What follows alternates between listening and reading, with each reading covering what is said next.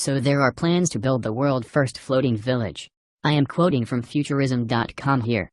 Cities at sea, afloat on the waves, have long been a cherished dream for forward-thinking architects and science fiction writers. Now the world's first fully floating community is set to take shape in the turquoise waters of a Tahitian lagoon.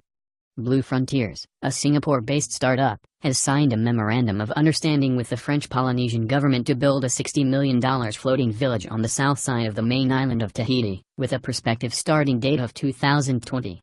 The village will serve as a showcase and test bed for technologies that will be needed to create much larger floating communities, says Joe Quirk, president of the Seasteading Institute, a San Francisco-based nonprofit that is the driving force behind Blue Frontiers. The institute hopes one day to establish full-scale floating cities that could flourish outside the territorial waters of existing nations. Tahiti's floating village will be just inside the island's protective coral reef, in water about 100 feet deep some 1,000 yards from shore. Plans call for 200 to 300 people to live and work there on a dozen or so floating platforms, each about the size of a baseball diamond. The platforms will be connected by walkways into a combined area of 7,500 square feet.